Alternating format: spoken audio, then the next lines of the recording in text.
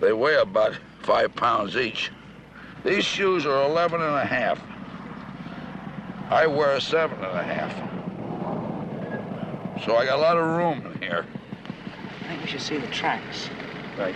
I think we should maybe slightly wider. How about standing him in where you think he should be, Yeah, or somebody? Yeah, that's perfect. He was born in 1895 in the town of Pickaway, Kansas. Shortly afterwards, a cyclone came along and Pickaway, Kansas blew away. However, Buster Keaton had already decided that his future lay elsewhere.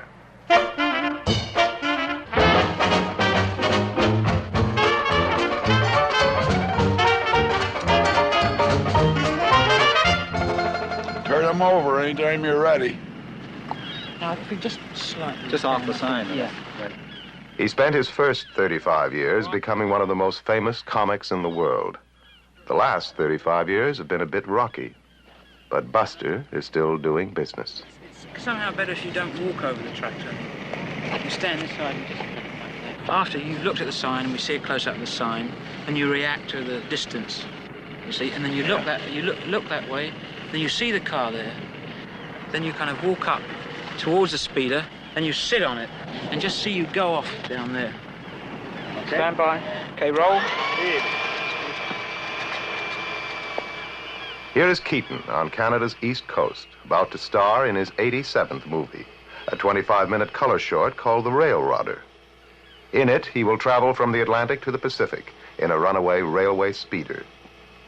The director is Gerald Potterton, whose films have been twice nominated for Academy Awards. For Potterton, this is a rare opportunity to work with a master. A second film crew made this record of them at work.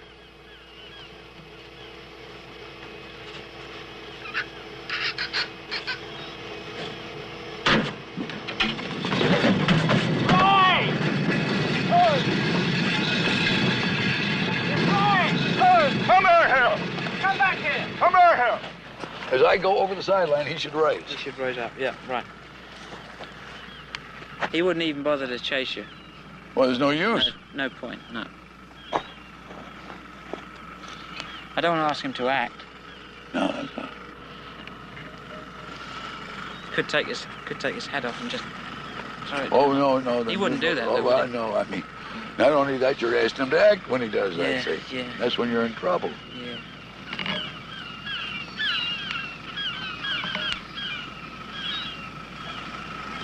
I was told Louis B. Mayer that, too. Every time they photographed one of these weekly things or something like that, greeting the beat just exact. Don't act. Louis B. Mayer. But my God, he could act in an office. Oh, yeah? Oh, put on the damnedest performances you ever saw. Yeah. What sort of... Hysterical, cry, moan, Banging a desktop? heartbroken, a beaten down old man. Oh, terrible. Oh, Terrible. and especially for the women.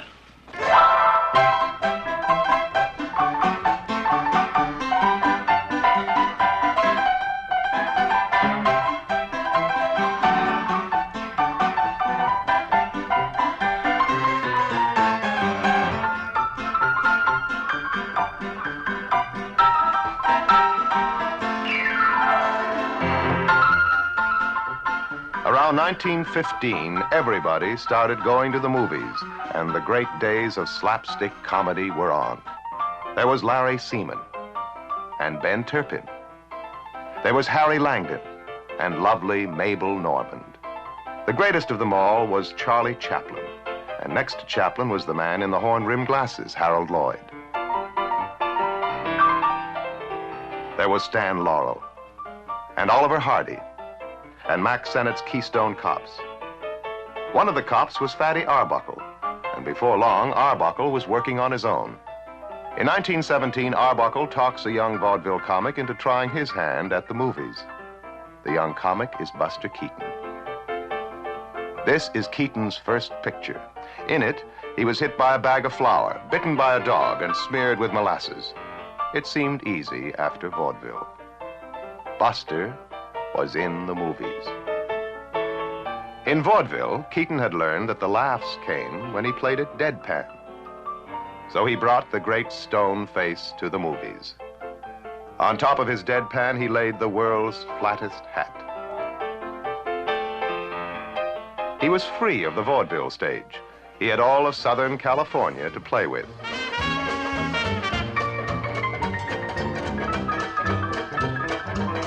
He had all the props and all the space he could use.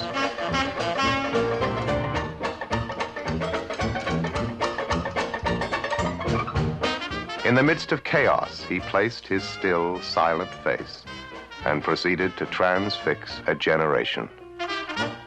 They surround him with kindred spirits, give him his own studio, and let him run free. Soon, his pictures are grossing 10 times their cost, and Keaton is making $200,000 a year. He has a stable of gag men and a press agent to churn out publicity stills, like this. He doesn't have the business sense of his friendly rival Charlie Chaplin, but that doesn't seem to matter when the whole world is laughing and you can spend $14,000 moving some trees from the front to the back of your house.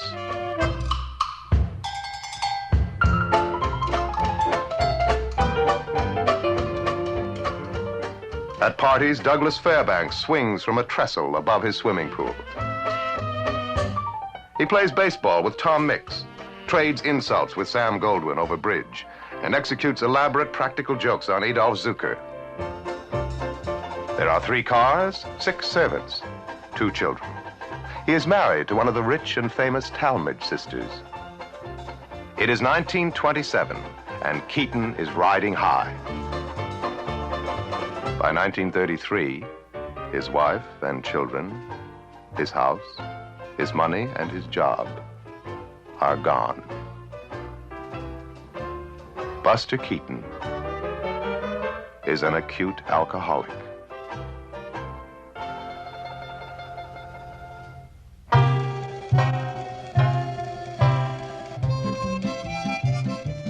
Today, he can again make films in pantomime. But when the talkies first arrived, you were expected to talk. And when Buster talked, it seemed to destroy his intensely silent style. Any chance he had was wrecked by bad scripts and mass production methods. By then, there was trouble with women and a bottle of whiskey a day.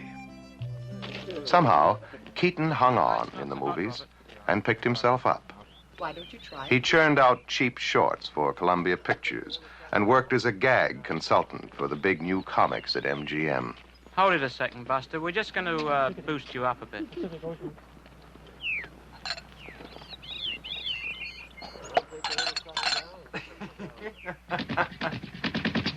Through the 30s, 40s, and 50s, he took work where he could get it. In European circuses, bad Mexican movies, Canadian burlesque houses. Then the air conditioning in a storage vault broke down, and the negatives to some of his greatest films were destroyed. But the great talent was still working, and he's again traveling first class. On this film, he has a private railway car, a chef, a steward, and a press agent. His drinking now consists of an occasional beer. His children and grandchildren are again part of his family, and he and his third wife, Eleanor, have been happily snapping away at each other for 25 years. Why is that first string so tinny? Should be raised in a whole octave or something?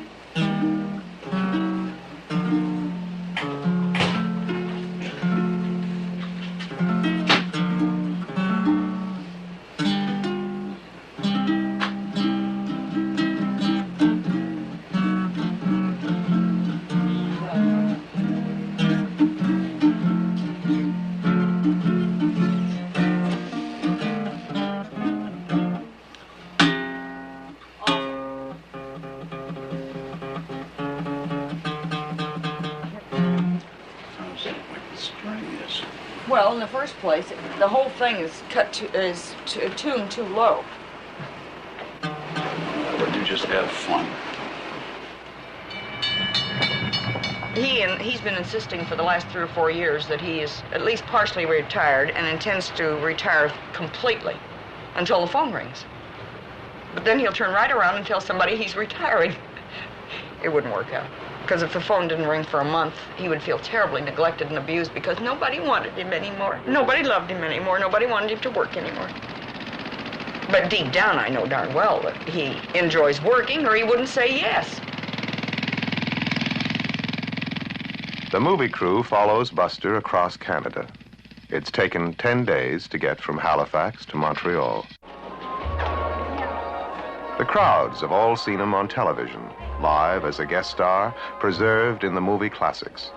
3 generations and a multitude of nationalities have now all laughed in the right places. There is no longer doubt of his immortality.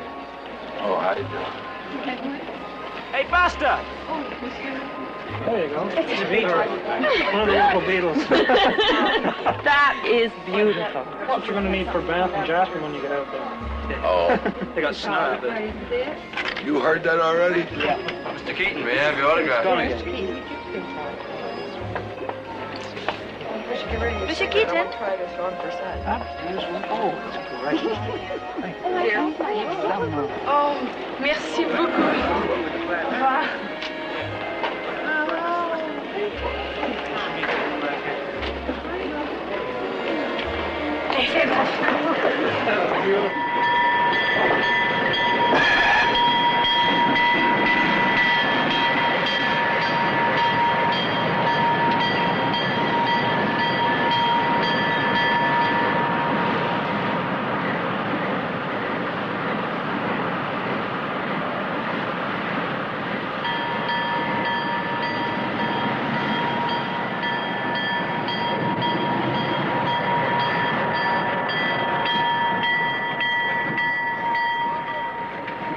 Three trucks or more, like that. You're coming along this way, and an engine just with a caboose, with a big locomotive. Cameras behind you traveling with you. So that you got the thrill of that being on the same track with you, coming right at you. Right. And just about the time he reaches this switch is when you see him, and all you do is this. He goes onto that track, and you go to this one. See? Want to back up 1 inch, gentlemen? It's great.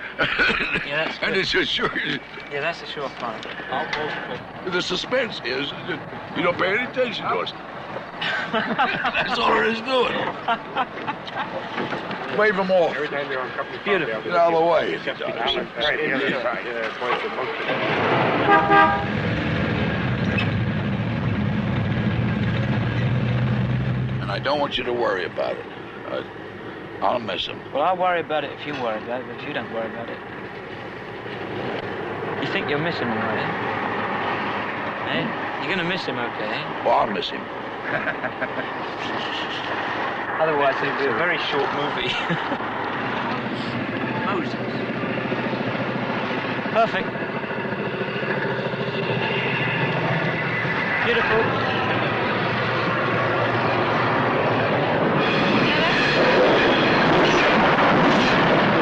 He looked and watched the train go by like that. At the age of 4, he was in his family's roughhouse vaudeville act billed as the Human Mop. His father once picked him up and threw him at a heckler in the audience. The governor of New York once required him to strip naked and prove that he had no bruises. He spent 1 day of his life in school. He also survived 3 train wrecks and 5 hotel fires. The best take was the rehearsal. Look, can we do it once more? I mean, can we? Eh? Want to get the train out first. Okay. Get the train out, then we'll do it. It's just the slowing up, on the switch. Well, yeah, the timing was off, and Buster had to slow up a bit. And I took my time starting out to give him a head start. I saw his puff of smoke go up, and I gave him what I thought was plenty of time, and I was still the God-blasted switch before he was. Well, he's also gauging his speed for you, too. Well, he shouldn't, because I can pick up faster than he can. Yeah, that's the thing. That's what I thought.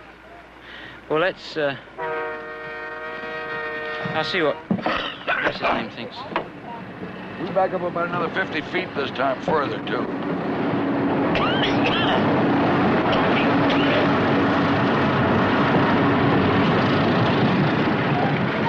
Keaton didn't sleep very well last. No, he said the night before last he slept all right, but last night for some reason he didn't. He just thinks he's excited a bit. Yeah. But he says he feels okay now. He's the only one that doesn't seem to care at all. I think you're worrying too much. No, I guess so. He's been doing this for years, Jerry. After that, you get You know, he over broke his neck. And, you know, these towers, these water Yeah. towers? Well, it opened up on him and knocked him down on the rail, and he didn't know for 3 months that he'd broken his neck. Oh, my. You know, he's a bit stiff in the morning. Yeah. Yeah, he's broken every... He said he's broken every bone in his body, one way or the other. Nobody ever thought to ask him what he wanted to be when he grew up. If they had, he expects he might have been a civil engineer. Instead, he became the world's greatest inventor of the mechanical gag.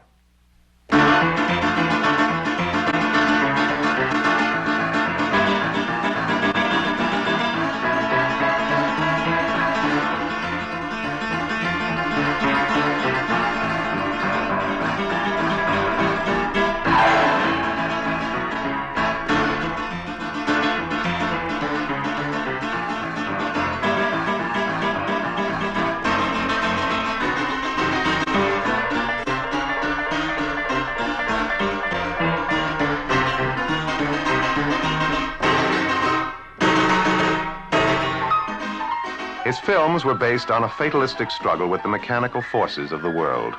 His human beings were generally depersonalized. But in his presence, inanimate objects came to life.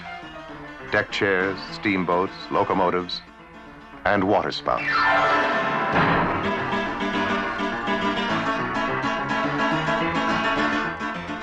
There were no doubles and no special effects. It was a real Buster Keaton on a real train, and the cameraman had orders to keep shooting until Buster yelled cut or was killed.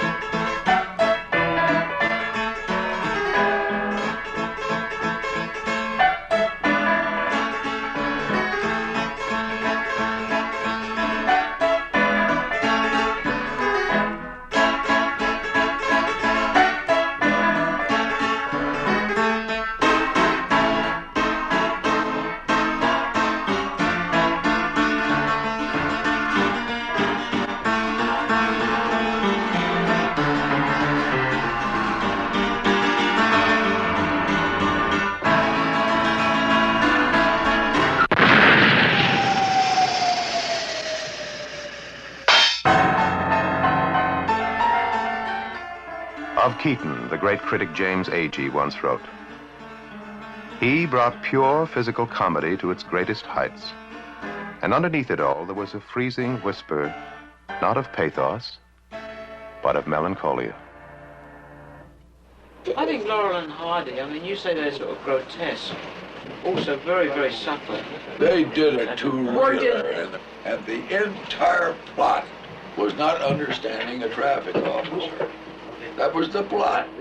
They picked out 7th and Broadway, Los Angeles, and then put a cop like Ed Kennedy out there in those days in the middle of the street where the cop says, just turn this way, turns around this way, and stand over in the first place, and he says, he wants to see us.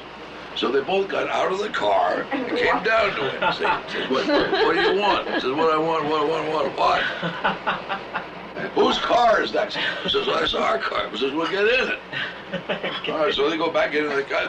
No more gets back. Gets, all right, sway. And back up a little bit. You go through. All right, come on.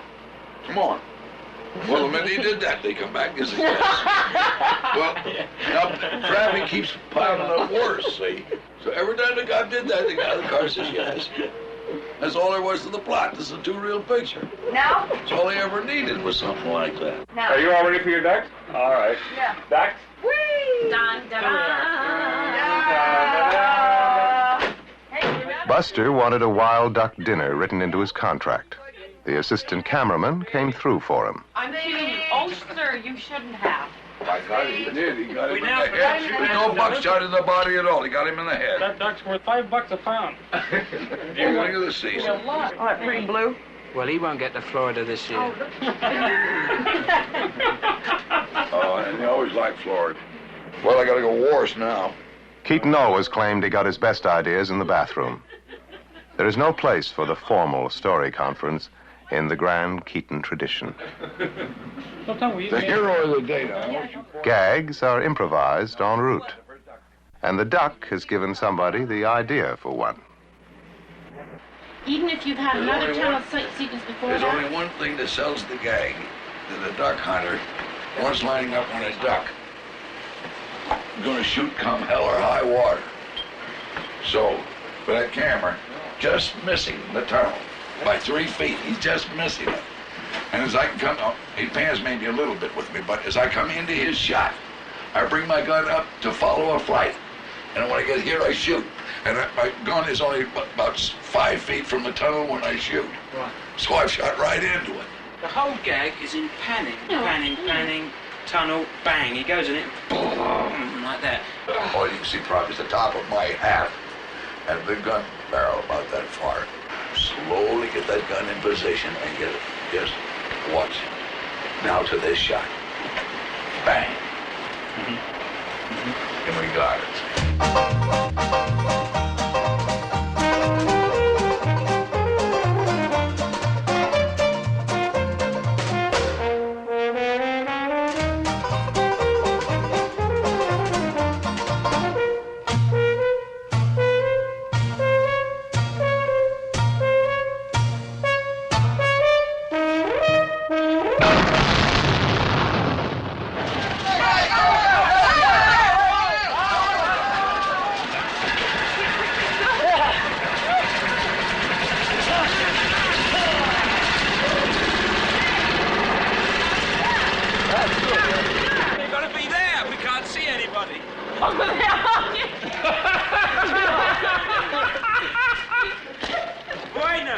Bueno, but you've got to run up to here, see?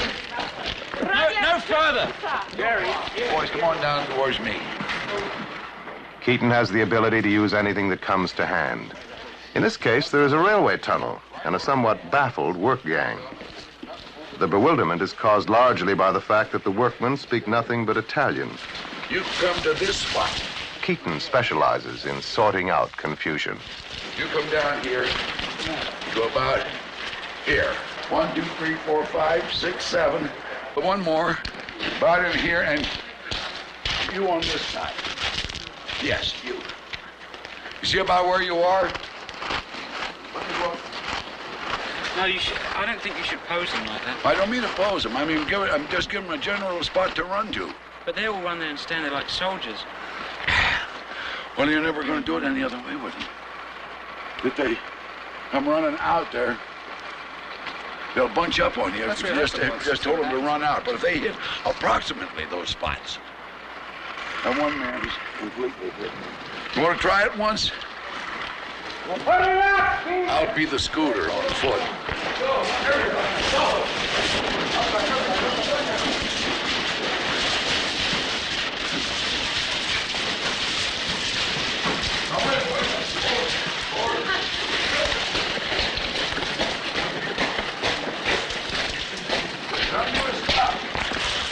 I clear the way for that thing coming through.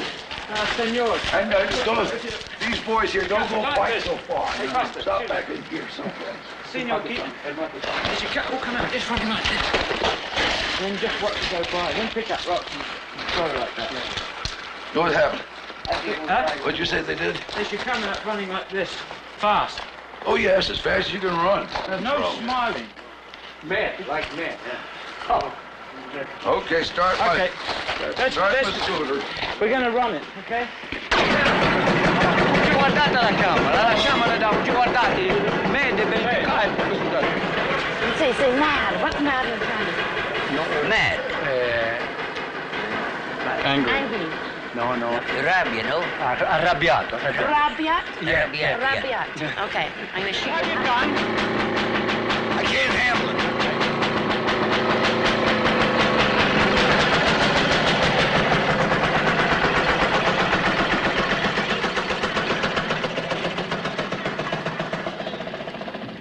Making movies on location is no bed of roses. The clouds blot out the sun.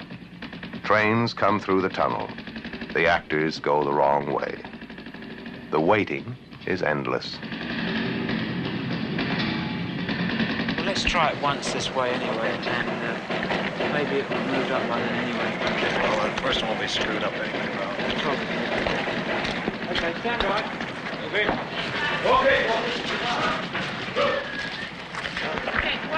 Keep back. Stop rolling.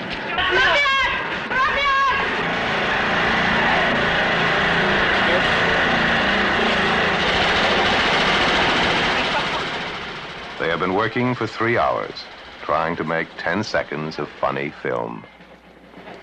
Don't forget tonight, a special show, When Comedy Was King, with Buster Keaton, Stan Laurel, Oliver Hardy, and many other 20 roaring 20 stars. 2 shows at 7 and 9 p.m. So come on in to see the stars of the famous Roaring 20s. Welcome to the Town of Rivers. Mayor and council. Oh, that's nice. Very nice. Aren't you an honorary mayor at home?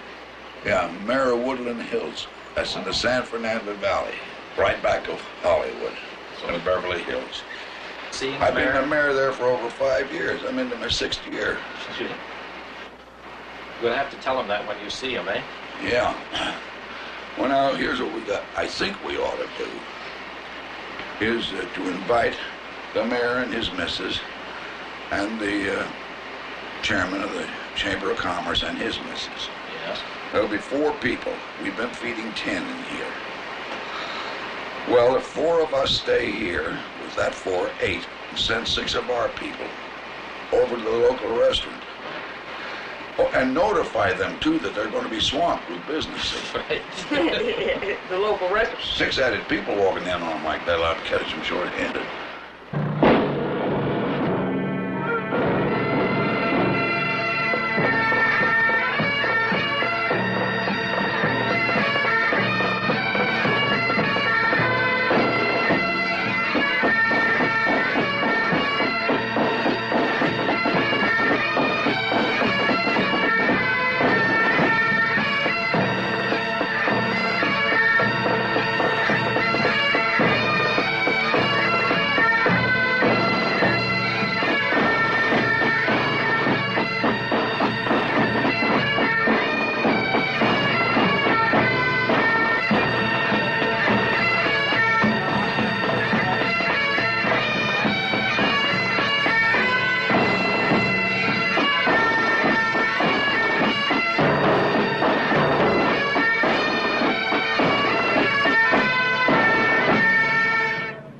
Last place in the world I can find a band as good as this. Hurry! Quick! Hurry!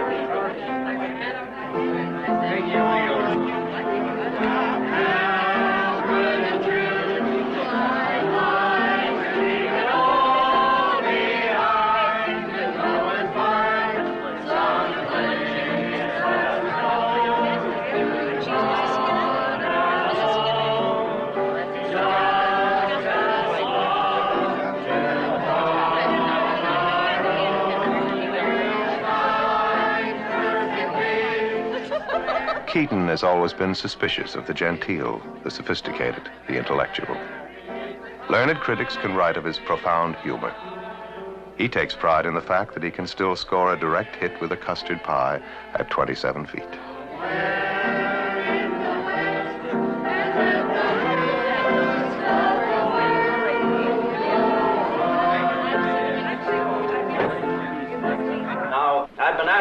perform a little duty tonight, which is a great pleasure and won't take too long. And so, on behalf of the Golden Boys of Manitoba, I would like to make a little presentation to our guest of honor here this evening. Now, Mr. Keaton, I want to make you a Manitoba voyageur. Whereas Buster Keaton has been a distinguished visitor and a traveler through the Keystone Province of Manitoba, the gateway to the west, and whereby in days gone by, this route has been followed by other men of distinction, enterprise and repute, voyageurs, traders, trappers, missionaries, pioneers, explorers, adventurers, and men of state. Therefore, the said Buster Keaton is hereby designated the title of Manitoba Voyageur, dated at Rivers, Manitoba, Canada, September the 26th, 1964.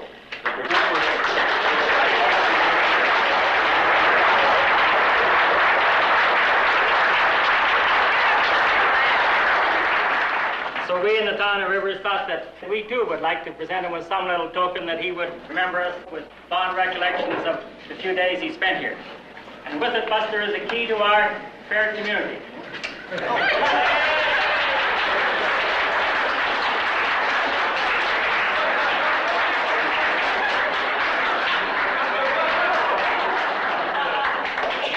However, we give it to you from the bottom of our hearts, and we wish you fond voyage, a good trip. And there's an old Scottish song that has one line in it, Buster. It says, "Will you know, come back again." Thanks a lot.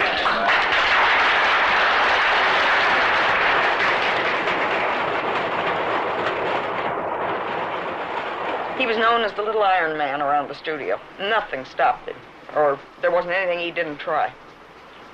He slowed down and come around to the line of thinking that he can do other smaller type things or less dangerous things that can be almost as funny. Well, he may not consider them as funny as falling off the whole top of a building or something like he might have done earlier, but they're funny enough to get by, let's put it that way. But you don't want to be because of the rain or something. He must have hurt himself. So now they're going to have to give a pitcher extra warm-up pitches, which is allowed if somebody gets hurt, of course. What's this first pitch? High and inside. The guy better be loose up there. Better be good and loose, my friend. There was little that was normal in Keaton's childhood, but whenever the family act hit a new town, he'd go looking for someone to play ball with. Later, in Hollywood, they'd interrupt a picture for a ball game when they got stuck on an idea. Did you see the third base coach? He has fallen down. He got so hysterical he fell down trying to get that guy in. I was helping him slide. Ho, ho, ho, ho, ho, ho. Yo, he didn't get it. The umpire says he caught it. We were going to have a fight. He has a lifetime pass to any major league ballpark, but his enthusiasm has not always been shared. Once he took Marcus Lowe out to watch Babe Ruth. There were 70,000 fans in Yankee Stadium. Lowe was deeply depressed. He owned several hundred theaters, and baseball was killing his matinees. And oh my God! Oh! They touched third base and called the runner out and scored. Get the hell out of the ballpark. The umpire's throwing you out once. He wants to call the police and drag you out. Bye, Bob. Bye-bye. Go get a shower, kid. Adios. Why is... Out. Look, Now the umpire's about to slug him. His personal dexterity in jumping around there like a mountain goat doesn't bother me. More what worries me than anything else is him catching cold, running around in rain and things like he's done a couple of times. Because with this chronic bronchitis that he has, he can go into pneumonia in about 3 days without half trying it, if you don't nip it in the bud. See, I'm traveling with antibiotics, pills, and everything else. So if he catches cold, I start him on them immediately. Okay, Buster, slow it. He's had pneumonia once already. The first morning when I talked to the doctor, he says, if he lives 5 days, I'll let you know what I think. So, on the 6th day, why, that was it. He was ready to go home, looking like an octopus with all the tubes and the attachments here and there.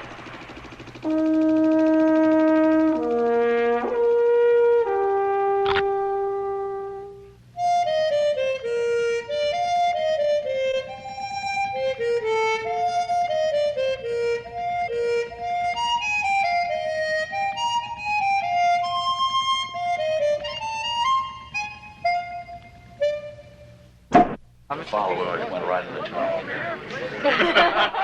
He's very shy when he's in public around a lot of people that he doesn't know, strangers. He feels terribly trapped if he gets around people that mumble because he doesn't hear too well. I mean, I've known him to go through complete whole interviews. And when they leave, he says, I haven't heard half of what they said. I don't know why, but I've never been able to get him to say, look, speak up and tell the man or the woman or whatever it is that you can't hear them. This is no great detriment to your male virility or anything else. But he seems to be ashamed of it. And, of course, he hasn't heard properly since 1918. You'd think he'd be used to it by now. This is a condition he got in the First World War. We stopped doing impossible gags because we knew an audience wanted to believe our story. And if we did... There are people hired to keep a sharp eye on Keaton.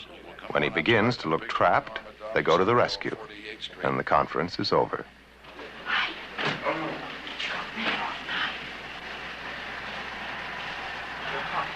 Thank you very much. That was great.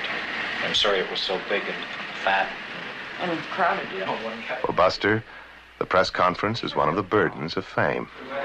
One of the guys won't Buster out on the windowsill doing some kind of an acrobatic stunt. No, don't do it. But there are advantages.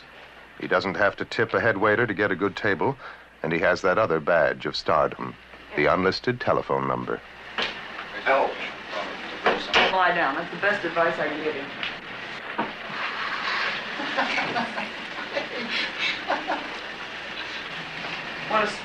Want a spotlight so you'll photograph prettier? There. That'll bring out the sweat on his brow. I'm going to sell her.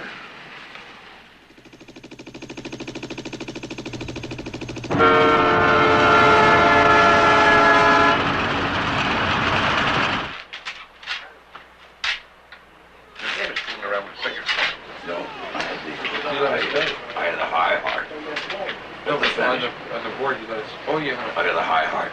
He pulls out that car by a rope. No, the other guy's pulling it up or something. But he was playing baseball, and the guy's throwing pies at him, and he was hitting. And it threw something hard, and it hit his toe. He has always appealed to children. At home in California, the neighborhood kids often come around to ask if Buster can come out to play. You have no choice. The man threw an optional bid at you. So in other words, he intended to bid 3 clubs in the first place. You have no choice. It isn't a case of you. I have a void. 3 clubs is all you have to Doesn't bid. Then what's the matter with 2-note drum? 3 clubs is all you have to bid. Okay, 2-note drum. Yeah, well, that's saying a shutout, too. And that lets me go into my 3 clubs. If you want to, but you better stop and analyze the bidding. Keaton has played bridge with the Marx Brothers at 25 cents a point. And at these stakes, thousands can be won or lost at a sitting. The original bidder. Yeah. Well, he's got something besides a heart in his hand. That's what I say. If we come back later, if we could have a shaft. And yeah, we says yes. If we come back later. And this is later. Is it? Yeah. I'd go right over there right this minute and ask him for it if I were you. Okay.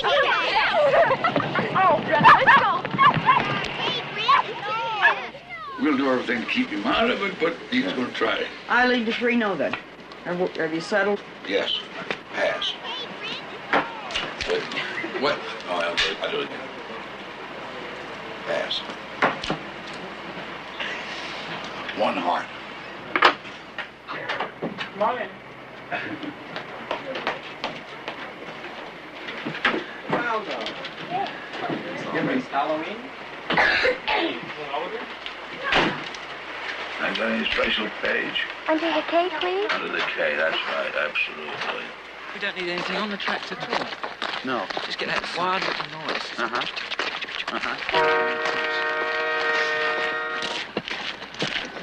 You can't see up through the ties. No. It's not that distance. No, you just see the edges.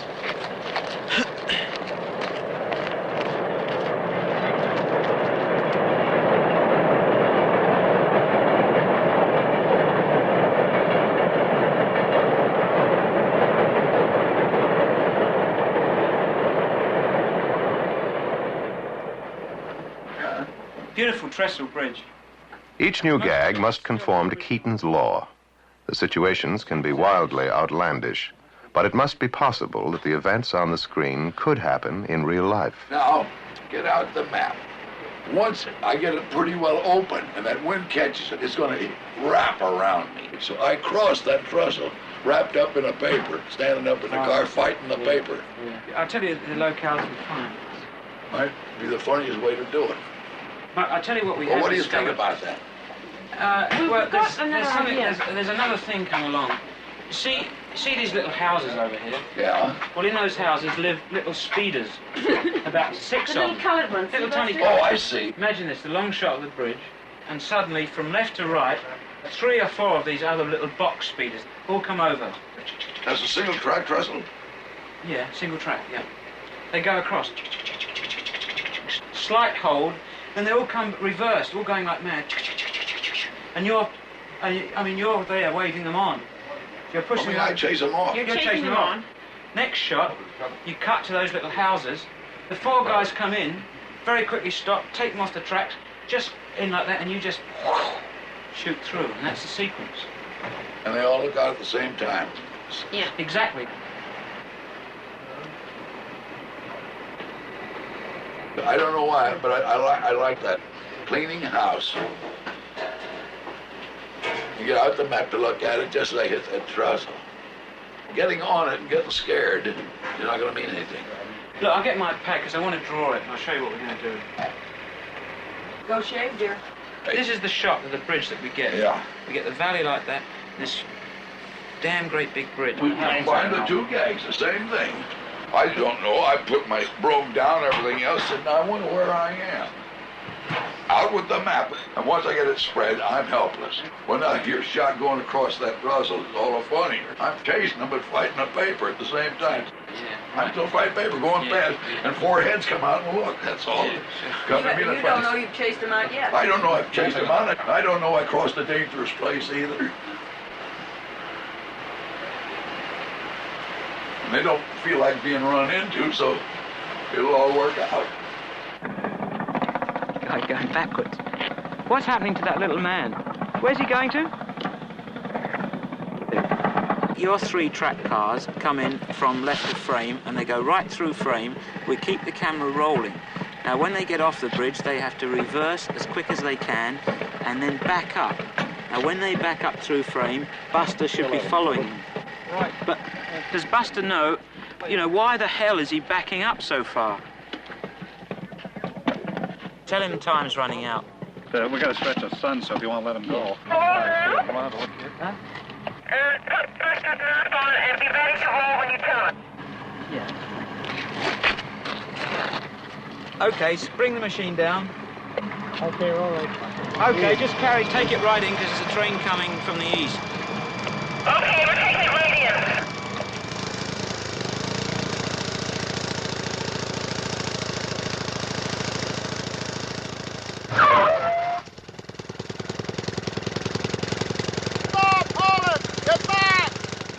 The director has decided against Buster's idea. Instead of being wrapped up in a map, Keaton crosses the bridge doing his laundry. Okay, cut.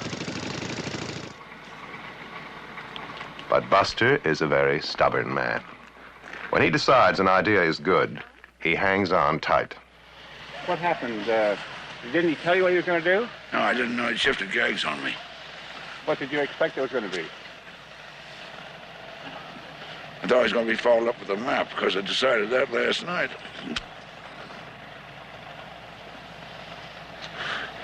And I decided not to. I didn't know it.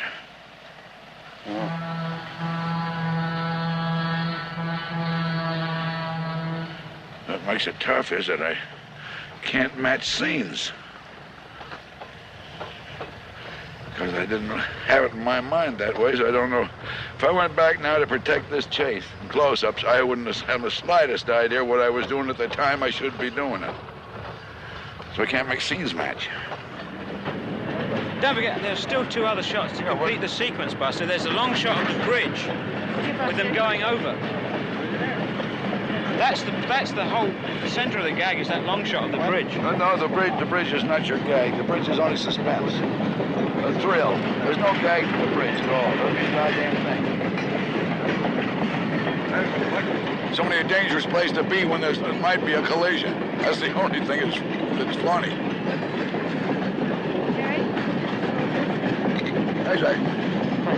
It's only 465 cars, I think. Well, I know the main reason they didn't want you going over the trestle with all wrapped up in newspapers and things. Figure took a good look. The scene we did's a worthless scene. Scene you can't use. So it's a nice scene to have in sometime when these smugglers do show it to their friends or something like that. You don't use it in the picture. Said it was too dangerous. He says, who suggested the gag? He says, you did. He says, I generally know what I'm doing.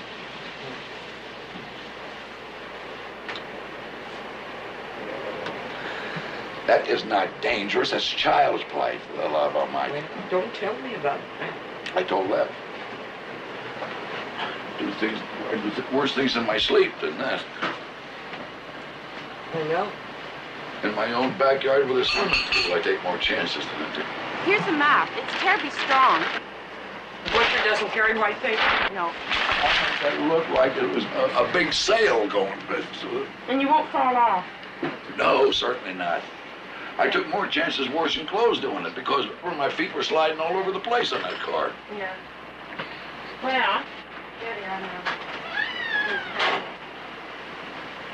I say, any time you're shooting gags or laying them out in advance, you so often are running into guesswork. Or maybe his way's better than doing it mine. And you try to sell yourself one way or the other because there is a certain amount of guess.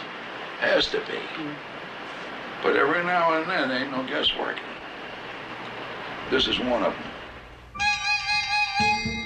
And so, as has happened fairly often in the past 60-odd years, it is decided to do it Buster's way.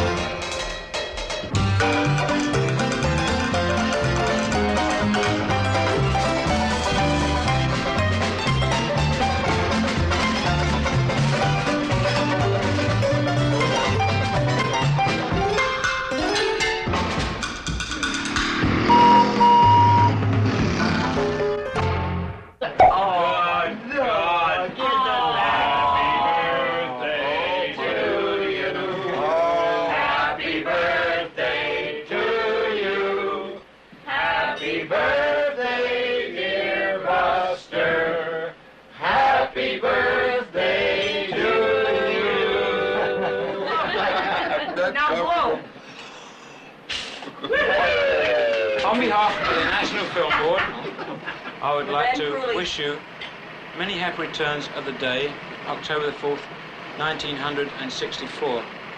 Also, the Queen sends her regards. Yes. Thank you, Mr. Chairman, but I'm not very good at public speaking, but to show you that me heart's in the right place, I'll fight any man in the house. Oh, no! Good. Good heavenly days to Betsy. Isn't that cute? I better get a whistle. That is. Isn't that cute? Buster was born into show business. For most of his 70 years, his birthday has been a traveling event. Oh, what is that? It's a real one. A real steam engine. A really steam engine. It's got a whistle on it and a valve. Oh, the whistle. And they all This work. guy's seen it. They work. When he was a baby, his parents were operating a traveling medicine show. In partnership with an artful young man named Harry Houdini, they peddled snake oil to rustic America. The Keaton baby was called Joseph Jr. until Houdini saw him take a nasty tumble. From then on, he was Buster. When he was 3, his parents left the sticks and headed for the cities and the vaudeville stage.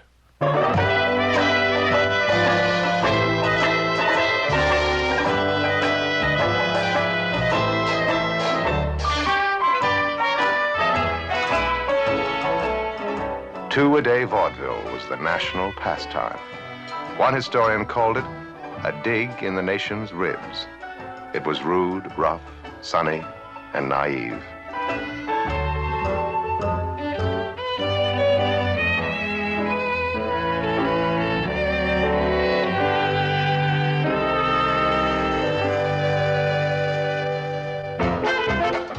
1899, Doc Statter's Theater, Wilmington, Delaware.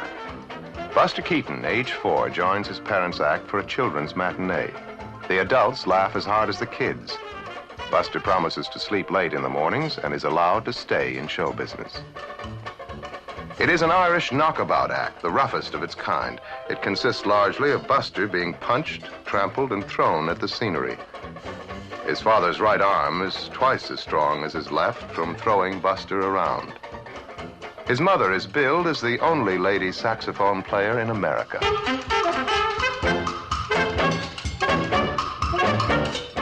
Although Buster loves the work, the law sometimes threatens. Then it is explained that Buster is really a midget. At 5, he does his own makeup. At 7, he is clouted for on-stage mistakes. At 9, he is in charge of travel arrangements. At 11, he is creating gags. There were movies now, but they weren't taken seriously. Buster's dad says that nobody is going to put the Keatons on a bed sheet at 10 cents a throw. Vaudeville was the big time. They cheered when Field beat up Weber. They were wild for the Canadian Eva Tanguay, who by her own admission had neither talent nor looks, but who made $2 million anyway.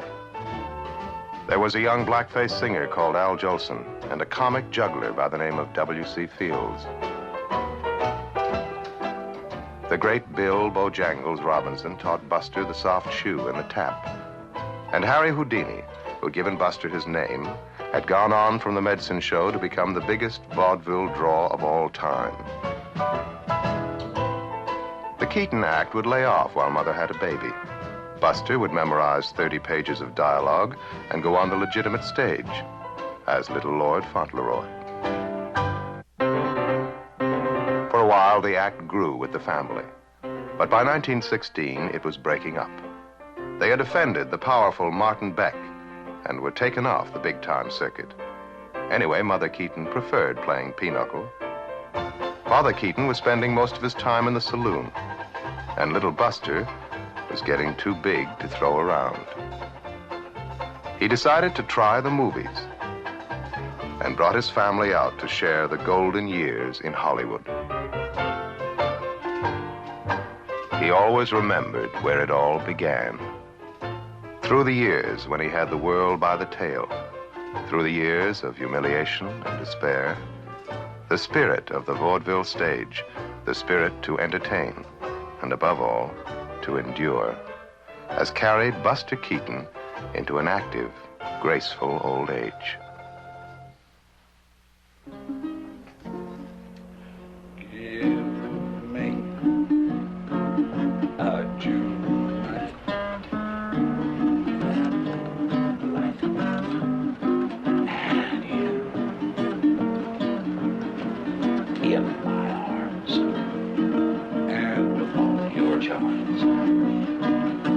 Stars above, and we'll make love.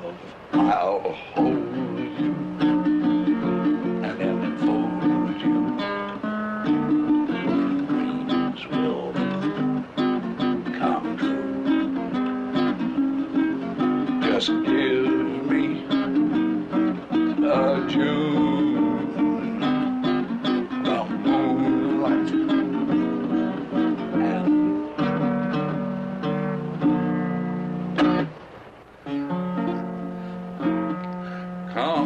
Rounders and gather you near.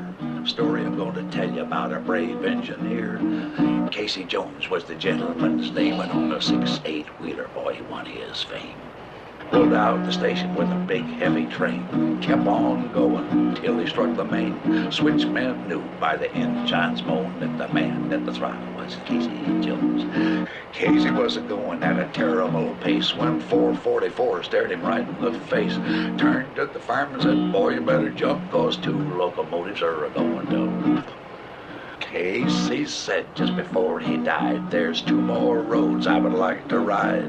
Fireman said, what can they be? It's the Southern Pacific and the Santa Fe. Miss Casey got the wire that Casey was dead. All the children cried so hard they wouldn't go to their bed.